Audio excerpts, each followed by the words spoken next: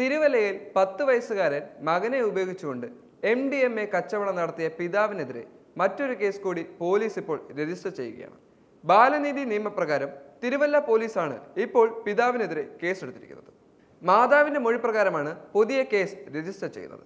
കുട്ടിയെ പിതാവ് ലഹരി വിൽപ്പനയ്ക്ക് ഉപയോഗിച്ചതായി മാതാവ് തന്നെയാണ് മൊഴി നൽകിയതിന് പിന്നാലെ കേസെടുത്തിരിക്കുന്നത്. ഇപ്പോൾ മയക്കുമരുന്ന് പ്ലാസ്റ്റിക് കവറിലാക്കി മകന്റെ ശരീരത്തിൽ സെല്ലോ ടേപ്പ് ഉപയോഗിച്ച് ഒട്ടിച്ച് വിൽപ്പന നടത്തിയ കേസിലാണ് തിരുവല്ല സ്വദേശിയെ ശനിയാഴ്ച പോലീസ് പിടികൂടിയത്. ലഹരി വിൽപ്പനയ്ക്കിടെ പോലീസ് പരിശോധനയിൽ നിന്നും രക്ഷപ്പെടാനാണ് മകനെ പിതാവ് മറയാക്കിയിരുന്നത്.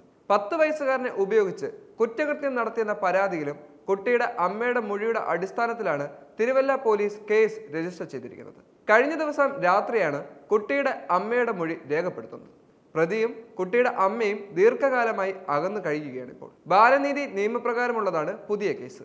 പ്രതി നിലവിൽ റിമാൻഡിലാണ്. ഇയാളെ കസ്റ്റഡിയിൽ വാങ്ങി കൂടുതൽ ചോദ്യം ചെയ്യാനുള്ള നീക്കത്തിലാണ് പോലീസ്. ഇപ്പോൾ കസ്റ്റഡി അപേക്ഷ തിങ്കളാഴ്ച തിരുവല്ല കോടതിയിൽ സമർപ്പിക്കുകയും ചെയ്യും.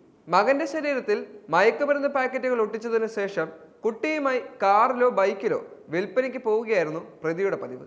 എന്തോ ഒരു വസ്തു പിതാവ് ശരീരത്തിൽ ഒട്ടിച്ചു വെക്കുന്നു, പിന്നീട് എടുത്തു മാറ്റുന്നു എന്ന് മാത്രമാണ് കുട്ടി മനസ്സിലാക്കുകയും ചെയ്യുന്നത്. ബൈക്കിലും കാറിലും 10 വയസ്സുകാരനുമായി സഞ്ചരിക്കുകയായിരുന്നു മയക്കുമരുന്ന് വിതരണം ചെയ്യുന്നത്. വിദ്യാർത്ഥികൾ ഉൾപ്പെടെയുള്ളവരെ കേന്ദ്രീകരിച്ചായിരുന്നു വിൽപ്പനകൾ മുഴുവനും. മയക്കുമരുന്ന് കച്ചവടത്തിന് വിദ്യാർത്ഥികൾ ഉൾപ്പെടെയുള്ളവരെ ഏജന്റുമാരായും ഇയാൾ ഉപയോഗിച്ചിട്ടുണ്ട്. 3.5 ഗ്രാമിലധികം MDMA പ്രതിയിൽ നിന്നും പിടിച്ചെടുക്കുകയും ചെയ്തു. കേരളത്തിലൊട്ടാകെ ഇത്തരത്തിൽ വർദ്ധിച്ചു വരുന്ന MDMA ലഹരി മാഫിയ സംഘം ഇപ്പോൾ വർദ്ധിച്ചു വരികയാണ്. പോലീസിന്റെ അന്വേഷണം കർശനമാക്കിയില്ലെങ്കിൽ ഇനിയും ഇത്തരത്തിലുള്ള ലഹരി മാഫിയ വർദ്ധിക്കും എന്നുള്ളത് തീർച്ചയാണ്. കേരളത്തിൽ ലഹരി മൂലം കുട്ടികളിലും യുവാക്കൾക്കുമിടയിൽ വലിയ രീതിയിലുള്ള അക്രമവും അതുപോലെ തന്നെ ലഹരിയുടെ ഒഴുക്കും വർദ്ധിച്ചു വരികയാണ്.